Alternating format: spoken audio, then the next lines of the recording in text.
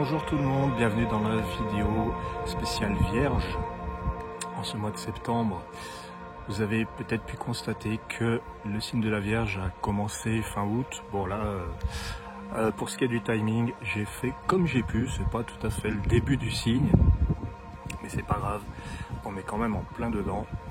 Je vais donc vous faire le petit tirage mensuel, tirage anniversaire pour les Vierges qui sont nées fin août, fin septembre. Et ensuite, je vous parlerai d'un natif de ce signe très connu que j'affectionne, qui s'appelle Freddie Mercury. Moi j'aime la musique de toute façon, ça je crois que j'ai pu le dire dans certaines vidéos. J'aime bien le groupe Queen évidemment. Et j'ai remarqué que Freddie Mercury, qui était aura d'or, ascendant équinoxe de feu, dans le système des harmoniques, eh bien, fait très bien parler ses harmoniques. En tout cas, il fait très bien parler le signe de la Vierge aussi. Bref, on verra ça tout de suite après. Et on va découvrir ensemble, parce que c'est ça l'intérêt, c'est que je découvre avec vous les 5 cartes anniversaire de la Vierge avec la lune blanche, la première carte pour vous les Vierges. La lune blanche, elle nous dit peut-être que c'est bien de se poser des questions sur les erreurs que le mental nous fait commettre. C'est pas spécialement vierge ce que je vous dis, mais à chaque fois que j'ai sorti la lune en première position, j'ai pu le constater. Son message c'était « Et hop hop hop garçon, tu te trompes peut-être, parce que tu réfléchis trop avec ça et pas assez avec le reste ». Voilà, la lune blanche, c'est donc la réceptivité. Je parle de la lune en harmonique, après en astrologie, il y a aussi un sens proche, mais c'est pas tout à fait le même. En harmonique, la lune blanche, c'est donc, on a un potentiel visionnaire, on a tous un potentiel visionnaire, on a tous un potentiel de magie, et il est temps de l'utiliser. C'est le potentiel, l'élément blanc. Qu'est-ce que vous avez en feu qui désigne l'action? Le miroir de feu.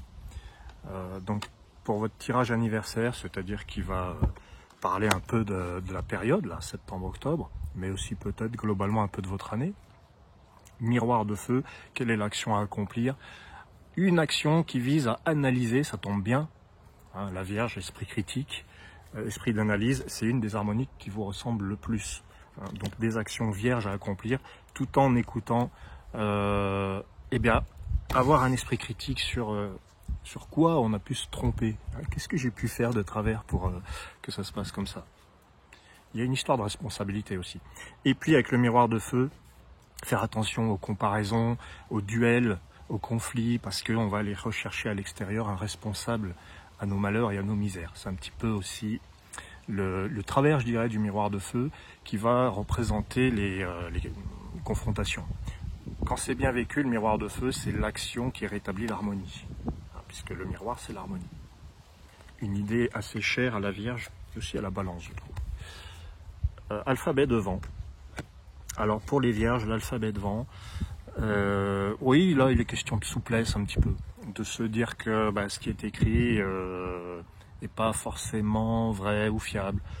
Il y a une histoire de libérez-vous des conditionnements, libérez-vous des schémas, réorganisez-vous. Il faut avoir une organisation souple, pas se prendre la tête forcément avec l'alphabet de vent. Sa grande force, c'est d'être un électron libre. C'est un citoyen du monde, l'alphabet de vent. Il peut être bien en toutes circonstances, partout. Mais c'est vrai que ça demande d'être un peu souple. Ou alors vous avez l'arbre de jade, donc l'élément jade qui va désigner l'abondance, le plan terrestre. Vous êtes un signe de terre, les Vierges. Alors l'arbre de jade, moi j'aime bien le voir parce que déjà il est dans son élément. Il est chez lui, le jade. Donc sa capacité à voir en grand, à penser en termes de croissance et d'abondance est plutôt favorisée. Donc il faut réfléchir à ça. Peut-être voir aussi là où il y a de l'excès. C'est pour ça qu'on vous dit, vous êtes trompé sur quelque chose, ou pas, mais quand même quand il y a la lune qui vient en premier, vous êtes quand même invité à vous reposer, peut-être lever le pied et puis dire, attendez, où est-ce que moi j'ai ma part de responsabilité dans tout ça? Qu'est-ce que je peux faire pour modifier l'échiquier de l'organisation actuelle? Parce que c'est pas toujours facile de s'organiser. Et enfin, la 5e, pour vous les Vierges, l'oracle d'Ambre. Là, c'est l'expression, l'oracle. C'est à la fois l'écoute et l'expression. Dans l'ambre, c'est l'expression des émotions. Il y a peut-être quelque chose à dire qui vous touche au cœur. Là, vous êtes invité à le dire, mais à le dire de manière artistique, de manière jolie. Je ne sais pas comment vous dire ça. C'est le cri du cœur, l'oracle d'ambre aussi. C'est celui qui va aller dire avec le cœur ce qu'il n'arrive pas à dire avec les mots. C'est le moment pour vous, les vierges. Voilà, donc si je récapitule, la lune blanche qui nous dit vous avez un potentiel d'imagination, un potentiel d'intuition, utilisez-le. Où est-ce que vous vous êtes planté si jamais vous avez cette sensation? Récupérez votre esprit critique. Mais ça ne veut pas dire vous critiquer vous-même, hein. C'est pas ça. C'est l'esprit critique, c'est-à-dire discerner. Le discernement, dans discerner, il y a l'idée de couper en deux et faire le tri. Voilà. Et puis, sans forcément aller à la confrontation.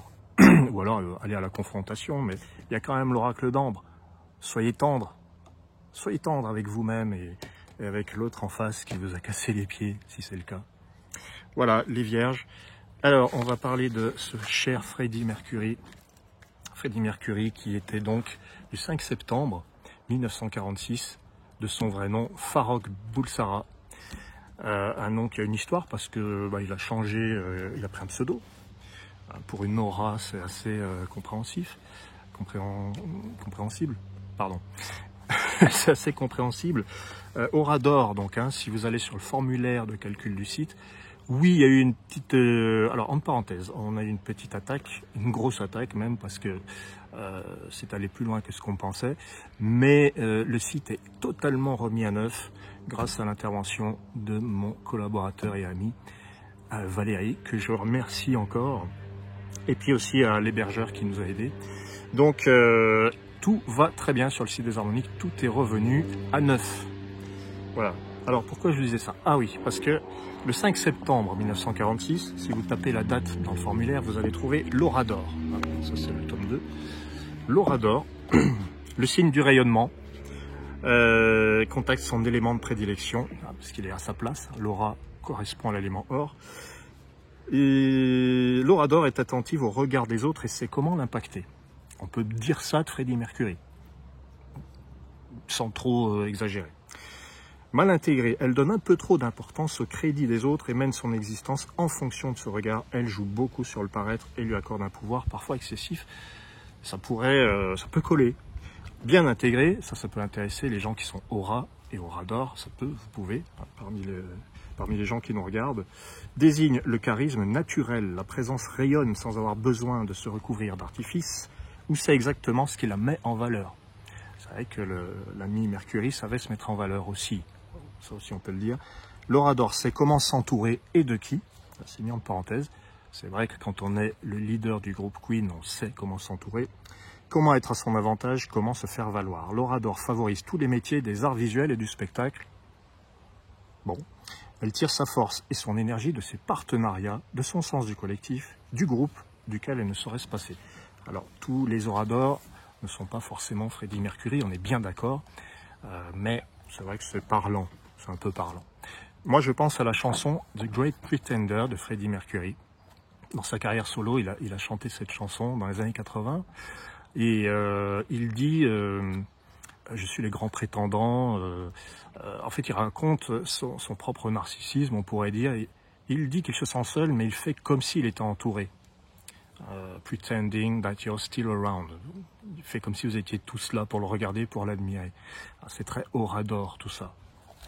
Il y a aussi I'm wearing my heart like a crown. Bon, j'essaie de prononcer l'anglais du mieux que je peux. Je porte mon cœur comme une couronne. Et dans son thème complet, parce que il n'y a pas que les 3 premières harmoniques, il y a le thème complet, il a la couronne d'or. C'est rigolo. Alors, son ascendant est très parlant, il est ascendant équinoxe de feu. Alors ça vaut le détour. L'équinoxe, c'est le signe des polarités, masculin, féminin. C'est assez parlant chez Farrokh Bulsara. L'équinoxe de feu, alors là, je vous le dis, sans lire le bouquin, l'équinoxe, c'est vraiment la rencontre des deux pôles. Positif, négatif, masculin, féminin, évidemment. Le fait d'être ascendant équinoxe va nous montrer qu'il porte en lui ces deux pôles. Il suffit de le regarder dans ses vidéos, dans ses clips, pardon. Je pense à I Want to Break Free, où il a une jolie moustache et puis il a une petite jupette rose. C'est tout à fait éloquent de l'équinoxe. Hein. L'équinoxe, c'est masculin et féminin en même temps. C'est hermaphrodite, on peut le dire. Alors, l'équinoxe de feu, l'action équilibrante, autant que l'action équilibrée, il met toute son énergie et son pouvoir dans une opinion, le fait d'adhérer à une cause, tiens, une idée, un parti. Voilà. Alors ça, c'est intéressant parce que le parti de Freddie Mercury, je pense qu'on le connaît. L'équinoxe de feu, passionné et engagé, donne tout jusqu'au jour où elle décide de basculer et de récupérer ce qui lui revient de droit. Alors, mal intégrée, elle facilite le communautarisme, les excès, une difficulté à se recentrer, à agir par soi-même. Bien vécu, il sait utiliser le pouvoir de l'équilibre. Il parvient à rétablir l'ordre et la justice. Il sait se positionner dans l'équité et le partage juste. C'est l'action juste au moment juste. L'équinoxe de feu, pour moi, ça représente vraiment là où Freddie Mercury avait une sexualité, eh bien, il était bisexuel. Hein. Ça, je pense qu'il ne s'en est pas vraiment caché. Et l'équinoxe, c'est ça, c'est la rencontre des polarités et du couple intérieur même, j'ai envie de dire. D'ailleurs, après sa mort, il a légué une partie de sa fortune à sa femme et puis une partie à son compagnon. Voilà, bon, il avait vraiment les deux. C'était l'équinoxe de feu. Et il y a aussi donc sa troisième harmonique, c'est l'Orient de vent. L'Orient, c'est tout ce côté conquérant, c'est le côté l'impatience. Il disait qu'il n'avait pas de temps à perdre. Il y a dans son thème aussi quelque chose qui m'a beaucoup marqué, c'est le phénix d'ambre, sa cinquième harmonique dans son thème.